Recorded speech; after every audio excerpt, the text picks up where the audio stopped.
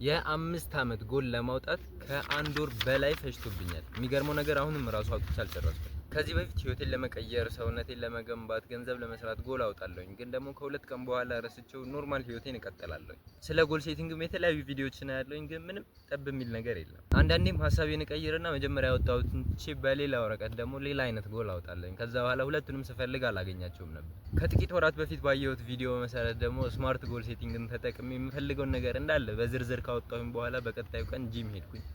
አንዳንዴ ያሰባችሁትና የሚገጥማችሁ ነገር አላይን ሲያደርጉ አሙን ዘ ራይት ፓዝ የሚል አይነት ስሜት ይሰማችኋል። እና እኔም የሆነ ቀን ያኛው ስሜት ተሰማኝ።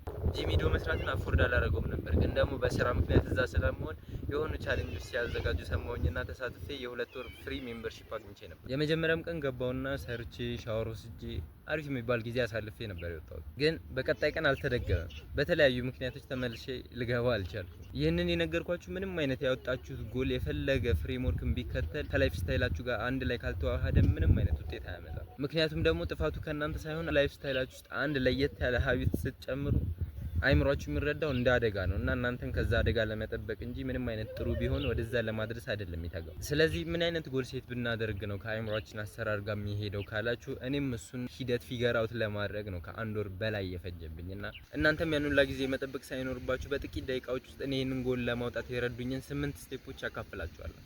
የመጀመሪያው ነገር በህይወታችሁ ኢን ሎንግ ተርም ልታሳኩት የምትፈልጉት ነገር ማለት በ5 አመትና በ10 አመት ሬንጅ ውስጥ ልታሳኳቸው የምትፈልጓቸውን ነገሮች እያንዳንዱን ነገር በዝርዝር ሊስት ማውጣት ነው። በሁሉም የላይፋችሁ ኤሪያዎች ውስጥ ልታደርጓቸው የምትፈልጓቸውን ነገሮች እንዳለ መዘርዘር። ይሄ ማድረጋችሁ ምን ይጠቅማችኋል? አንድ ወጥ የሆነ መንገድ ካላችሁ ወደዚህ ወደዛ እንዳትሉና በዛ መንገድ ራሱ የሆነ ጊዜ መሰናክሎች ይኖራሉና እነዛን ነገሮች እንኳን ለማለፍ ረጅም ጊዜ እቅድ ስላላችሁ ዛሬ ብትወርቁ የዛሬን አልፋችሁ ነገ እንደምትነሱ ታውቁታላችሁና የረጅም ጊዜ እቅድ መኖሩ ለዛ ይጠቅማችኋል። ሁለተኛው ነገር የሚሆነው ከነዛ ሊስቶች በሙሉ ዋነኛ ብላችሁ የምታስቡትን አንድ ወይም ሁለት ነገሮችን ብቻ ፒክ አድርጎ ማውጣት ነው። አይ ኖ ይሄ ስቴፕ ሊከብድ ይችላል። ማለት ከነዛ ሁላ ነገሮች አንድ ወይም ሁለት ለማውጣት እኔ በጣም ተቸግሬ ነበረ። ግን ላይፌን ቢያንስ ኮምፕሊትሊ ሊቀይርልኝ የሚችል ነገር ወይም ደግሞ እነዛን ሁለት ነገሮችን ባስተካክል ሌሎችን አፌክት ያደርጋቸዋል ወይም ደግሞ ሁለቱ ነገሮች ቢስተካከሉ ሌላው ነገር ይስተካከላል የሚያስብላችሁን እነዛን ሜን የሚባሉ ሁለት ወር ሶስት ቢበዛ ከሶስት ማለፍ የለበትም። ከቻላችሁ አንድ ነገር እሱ ነገር ላይ በደንብ ለመስራት ማለት ነው። ዘን አንድ ወይም ሁለት ነገር ከመረጣችሁ በኋላ ሶስተኛው ስቴፕ የሚሆነው በዛ አንድ ነገር ላይ ከ5 አመት ጎል ወይም ደግሞ ከ10 አመት ጎላችሁ ከሎንግ ተርም ጎላችሁ ብሬክ ዳውን የሆነ ጎል እስከ ወር ድረስ ማለት ነው። ማለት የ5 አመት ጎል ከሆነ የ5 አመት፣ የ4 አመት፣ የ3 አመት፣ የ2 አመት፣ የ1 አመት እያደረጋችሁ ከዛ በኋላ በወራቶች ይከፋፈላል። ያ ወር ደግሞ በሳምንታት፣ ሳምንቱ ደግሞ በቀን ይከፋፈላል ማለት ነው። ይሄንን ለማድረግ ነው ከአንድ ወር በላይ እየፈጀብኝ የነበረው።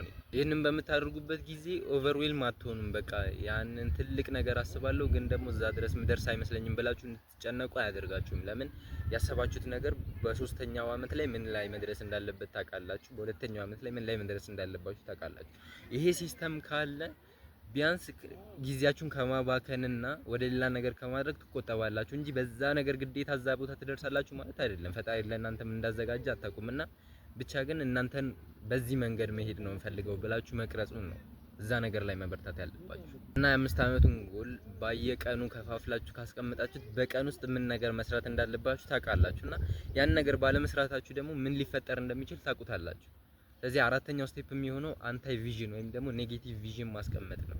ያ ነገር ኔጌቲቭ ጎል ማለት ነው። ለምን ይሄንን ነገር መስራት እንዳለብኝ አውቃለሁ። ይሄንን ከሰራሁት በ5 አመት ውስጥ ይሄ ነገር ይመጣል። ኮምፓውንድ ነው ማለት ነው። የቀኑ ሳምንት፣ ወር እየሆነ አመት እያለ በ5 አመት ውስጥ ይሄ ነገር መሆኑ አይቀርም ኮንሲስተንትሊ ከቀጠልኩት። ግን ደግሞ ዛሬ ካቋረጥኩት ምን ይመጣብኛል የሚለውን ነገር አይምሯችሁ እንዲረዳ ኮንሲኩዌንሱን ማስቀመጥ መቻል አለብን። ለምን አይምሯችን በሁለት አይነት መንገድ ነው የሚሰራው። አንደኛ ያቀረባችሁለት ነገር የመጀመሪያው ፔን ነው ወይም ደግሞ ፕሌዠር ነው ብሎ ነው የሚያገናዘበው። ስለዚህ ፔን ነው ማለት ካልሰራችሁት ምን ያጋጥማችኋል ነው። ፕሌዠር ደግሞ ከሰራችሁት በኋላ ምን ታገኛላችሁ ነው። ስለዚህ በሁለቱ መንገድ ለማሰብ ከሰራችሁ በኋላ የምታገኙትን የ5 አመት አስቀምጣችኋል። ካልሰራችሁ ግን ምንድነው የምታገኙት የሚለውን ነገር አንታይ ቪዥን ወይም ደግሞ ኔጌቲቭ የሆነ ጎል ማስቀመጥ ይኖርባችኋል ማለት ነው። ይሄንን ስታደርጉ ደግሞ በሎንግ ተርም ጎላችሁ እንዳስቀምጣችሁት ይሄንንም በሎንግ ተርም በ5 አመት ውስጥ ይሄን ነገር ባላደርግ ምን ይከሰታል፣ ምን ባላደርግ የሚለው ጥያቄ ደግሞ የሚመለሰው የቱ ጋር ነው? በቀን ተቀን እያንዳንዱ አሁን ያያረኩኝ ያለሁት ነገር በማድረግ ብቀጥል የዕለት ተዕለት ሀቢቴን ብቀጥል እና አዲስ ነገሮችን ባላሻሽል ያንን ጎል ለማድረግ መስራት ያለብኝን ነገር ባልሰራ ያን ጎላችን ለማድረግ መስራት ያለብኝን ነገር ባልሰራ ምን ይመጣል የሚለውን ነገር በየቀኑ ያንንም 5 አመት የአመት እያደረግን እንደከፋፈልን ይሄንንም ከትልቁ ወደ ትንሹ እስከ እለት ድረስ መከፋፈል ማለት ነው። ለምሳሌ አሁን ላይ ያደረጋችሁት ያሉት ነገር ስክሮል ማድረግን ማስቀረት ከሆነ እና በዛ ስክሮል ታይም የሆነ ነገር መስራት ከሆነ የሆነ ቀን ላይ ቁጭ ብላችሁ ስክሮል ስታደርጉ ራሳችሁን ስታገኙት ምንድነው የሚሰማችሁ? አንታይ ቪዥን ይመጣል ማለት ነው። ከ5 አመት በኋላ እዛ ቦታ ነው የምሆነው። ስለዚህ ተነስተህ ስራ። ለምን ከ5 አመት በኋላ የተሻለ ቦታ ላይ እንደምትሆን ለማለት አይምሮአችን በዛ ቋንቋ ስለሆነ የሚረዳው እንደዛ ለማድረግ ያስችለናል። እና በአንታይ ቪዥን ወይም በኔጌቲቭ ጎል ቀናችሁን ብሬክ ዳውን ካደረጋችሁ በኋላ አምስተኛው ስቴፕ ደግሞ የሚሆነው ያንን ጥሩ ነገር ለማድረግ ማለት ከ5 አመት በኋላ የተሻለ ቦታ ላይ የሚሆነውን ሰው ለመሆን በየቀኑ ምንም ነገሮችን ማድረግ አለብኝ የሚለውን ብሬክ ዳውን ያደረጋችሁትን አምስተኛው ስቴፕ ላይ ቪዥዋላይዝ ማድረግ ሁሌም ማለት ነው። ማለት አይዲያል የሆነ ውሏችሁ ምን ይመስላል የሚለውን ነገር መቅረጽና በራሳችሁ አይምሮ ውስጥ ማሰብ መቻል አለባችሁ። ከዛ በዛ አይዲያል ውሎ ውስጥ ምን ይኖራል? ከ5 አመት በኋላ የሆነ ነገር ያለው ሰው ምን አይነት ውሎ ነው የሚኖረው? ያሰበውን ጎል አቺቭ ያደረገው ፋይናንሻሊ ሊሆን ይችላል፣ ፊዚካሊ፣ በሶሻሊ ማለት ከጓደኞቹ ጋር ምናምን ባለው ግንኙነት ሊሆን ይችላል። ምን አይነት ውሎ ነው በየቀኑ ሊውል የሚችለው? ከዛ ያንን ውሎ በእለት ተእለት እናንተ ቪዥዋላይዝ ማድረግ ኢማጂን ማድረግ ማሰባችሁ ያን ነገር እንድታደርጉ ያነሳሳችኋል። እና ያንን ውሎ ምን ይመስላል የሚለውን ከጠዋት እስከ ማታ ድረስ የሚውለውን ውሎ ሳምንቱን ቪዥዋላይዝ ማድረግ ኢን ዲቴል ላታውቁት ትችላላችሁ፣ ግን በተቻላችሁ መጠን ኢንዴፕስ ገብታችሁ ቪዥዋላይዝ ለማድረግ መሞከር መቻላል። እነዚህን ሁላ ነገሮች አይምሮ ውስጥ የሚካሄዱ ስራዎች ናቸው ወይም በወረቀት የሚያልቁ ነገሮች ናቸው። ስለዚህ ስድስተኛው ስቴፕ ምን ይሆናል? እነዛን ያሰብናቸውን እና ያለምናቸውን ነገሮች ወደ ተግባር መቀየር ማለት ነው። ወደ ተግባር የምንቀይርበት ሰዓት ላይ አሁን አብዛኞቻችን ሁላችንም እዚህ ጋር ነው ስታክ የምናደርገው። የሆነ አንዱ ለቀን እንጀምራለን በየቀኑ ማድረግ ያለብን ነገር ብለን እናስቀምጥና አንዱ ለቀን ሰርተን እንደክማለን።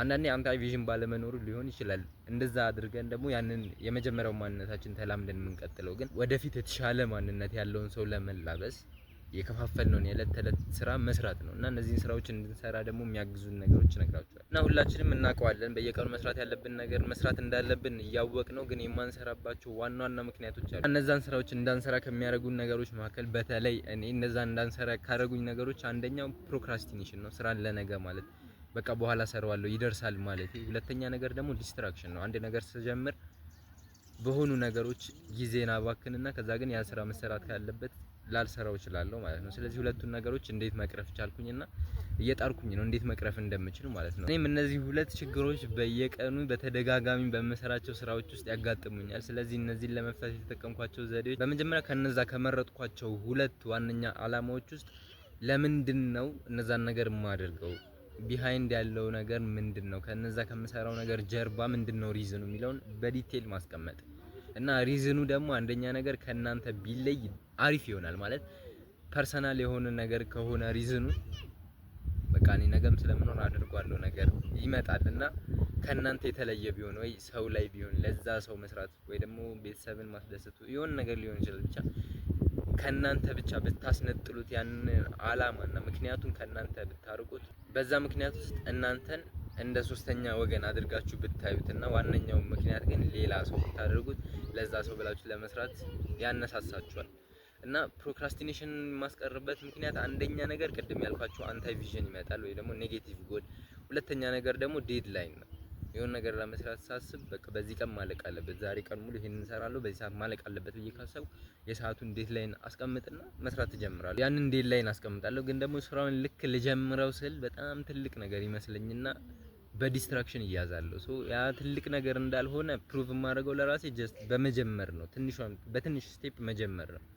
የሆነ ነገር ሂዶ መስራት ከሆነ የመጀመሪያውን ስቴፕ ማድረግ፣ ከዛ በኋላ ሁለተኛውን ስቴፕ እያለ ይቀጥላል። የመጀመሪያውን ስቴፕ መውሰድ ነው አብዛኞቻችን የሚይዘን ነገር። እሷን ነገር መቅረፍ እንዳለብኝ ገባኝ። ሁለተኛ ነገር እነሱን ነገሮች ስንሰራ ደግሞ ዲስትራክት የሚያደርጉን በጣም ብዙ ነገሮች አሉ። የመጀመሪያው ስልካችን ነውና እንዴት ከነዛ ዲስትራክሽኖች ደግሞ መራቅ እችላለሁ የሚለውን ነገር ሳስብ ስልኬንና የምሰራበትን ቦታ መለያየት ማለት በምሰራበት ሰዓት ስልክ አለመያዝ አንደኛ ነገር፣ ከቻልኩኝ ከክፍሉ ማስወጣት፣ ካልሆነ ግን ስልኩን ከኔ ማድረግ ራቅ አድርጌ ማስቀመጥ ላለማየት ላለመንካት። ከዛ ግን መስራት ያለብኝን ነገር ብቻ ታስኩን ብቻ አስቀምጬ ያንን ስራ መስራት እንዳለብኝ ነው የገባኝ። በሁለቱ ነገሮች አንድን ስራ ልሰራ የዕለት ተዕለት ያስቀመጥኩትን ስራ እንድሰራ ምክንያት የሚሆኑኝ ሁለቱን ነገሮች መቅረፍ እችላለሁ ማለት ነው። አይ ነው እንደዚህ እንደሚወራው ቀላል አይደለም።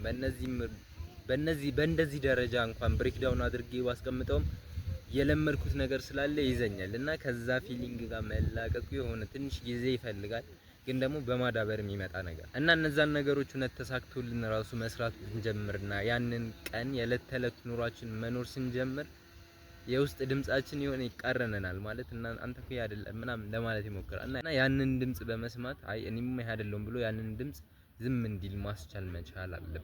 አንዴ ስንጀምረው በጣም ብዙ ነገሮች ከዛ ነገር ያዘናጉናል። ለምሳሌ የጠበቅነው ሪዛልት በጊዜው ላይ መጣ ይችላል፣ እንዳሰብነው ፍጥነት ላናገኘው እንችላለን። ስለዚህ ሪዛልቱ ላይ ዲፔንድ ከመሆን ከኛ የሚጠበቀው ነገር ምንድነው እና እኛ አፌክት የምናደርገው ነገር እኛ መስራት የምንችለው ነገር ምንድነው የሚለው ላይ ብናተኩር እነዛን ስራዎች መስራት እንችላለን። ሲቀጥል በመስራታችንና ባለመስራታችን የሆነ ፎርስ አድርገን የምናደርገው ነገር አይደለም፣ ልማድ ነውና ልማድ በአንዴ ተገፍቶ የሚቀር ነገር አይደለም። ስለዚህ ልክ አንድ ቀን ካደረግነው ራሳችንን አፕሪሺየት ማድረግ፣ ከዛ ከትናንትና የተሻለን ለመሆን መሞከር፣ ካላደረግነውም ግን መቆጨቱን ትተን ኢትስ ኦኬ ሰው ነኝና ላላደርገው እችላለሁ እና ደግሞ ልማድ ነው። ልማድ ደግሞ ከሁሉም ነገር በላይ የሚከብድ ነገር ነውና ቀስ በቀስ የሚመጣ ነገር ነው። ስለዚህ በሂደት የሚመጣ ነው። ራሴን ፎርስ አላደርገውም፣ ግን ደግሞ ከትናንትና ለመሻል የተሻለኝን ነገር ማድረግ አለብኝ፣ የሚጠበቅብኝን ማድረግ አለብኝ ብለን መስራት አለብን ማለት ነው። እና ራሳችንን ከትናንት የተሻለን አድርገን ካገኘ ነው ማለት በሪዛልቱ ሳይሆን በኢንፑቱ። ለምሳሌ መስራት ያለብን ነገሮችን ከሰራን ራሳችንን አፕሪሺየት ማድረግ በሪዛልቱ አይደለም። አብዛኞቻችንም አሁን ሪዛልት ሲመጣ ነው ሪዋርድ የምናደርገው አይደል? ራሳችንም ያ ሪዋርድ አውትሳይድ ነው ማለት ከሪዛልቱ የመጣ ሲሆን አውትሳይድ ሪዋርድ ነው። ሰው ነው እናንተን አፕሪሺየት የሚያደርጋችሁ። ምክንያቱም ሰው ሪዛልት አይቶ ስለሆነ ሪኮግናይዝ የሚያደርገው እናንተንም አፕሪሺየት የሚያደርጋችሁ በሪዛልቱ ምክንያት ነው። እናንተ ግን ራሳችሁን አፕሪሺየት ማድረግ ያለባችሁ በምታወጡት ኢንፑት ነው።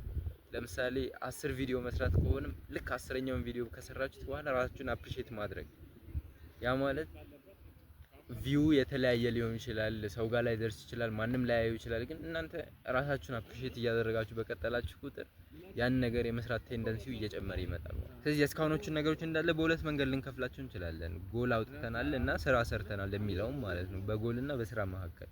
ስለዚህ ጎሉ ላይ ያለውን ነገር ሁሌም ከስራችን ጋር ሪሌት ማድረጉን ቼክ ማድረግ አለብን። ማለት በሳምንት አንዴ ሊሆን ይችላል፣ በ15 ቀን ሊሆን ይችላል። ብቻ ግን እየሰራን ያለውን ነገር በእለት ተእለትም ሊሆን ይችላል ጎላችንን ሪቪው ማድረግ እና ከስራችን ጋር እውነት ማላይን እያደረገ ነው የሚለው ነገር 8ኛ ስቴፕ ሆኖ ይመጣል ማለት ነው። እና እኔም አብዛኛውም ጊዜ የምቸገረው በተለይ በዚህኛው ስቴፕ ነበር። ለምን በተለያዩ ወረቀቶች ስለምጽፍ የቱ ጋር እንዳለ ራሱ የቱ እንደሆነ ጎሉ ራሱ ጭራሽ ረሳው ነበር። ለዛ ነው እንደዚህ ኦርጋናይዝድ አድርጌ በዚህ ኖትቡክ ሁሉን ነገሮችን ጎሎቼ ብዬ በዚህ ኖትቡክ ቁጭ አድርጌ እያንዳንዱ ነገር ስፈልግ ሪቪው እያደረኩኝ የሚሄድበት ማለት ነው። እና እኔም ይሄን ፐርሰናሊቲ ለመላበስ እና አሁን ያልኳችሁ ነገሮች እያንዳንዱ በቀን ተቀን ኑሮዬ ውስጥ ለማካተት እየሞከርኩኝና እየሰራሁኝ ነው። በዛም ሂደት ውስጥ ደግሞ ለየት ያለ ነገር ጎል ሴቲንግ ጋር የተያያዘ ነገር የጠቀመኝ ነገር ካለ እየመጣሁኝ ሼር አድርጋችኋለሁ። ስለዚህ እኔም በዛ ሂደት ውስጥ አሁን እነዚህን በመሞከር ሂደት ውስጥ ምን ጥሩ ነገር ነው፣ ምን ደግሞ አቺቭ እንዳደርግ ረዳኝ የሚለውን ነገር ለእናንተ ለማካፈል ዝግጁ ነኝ።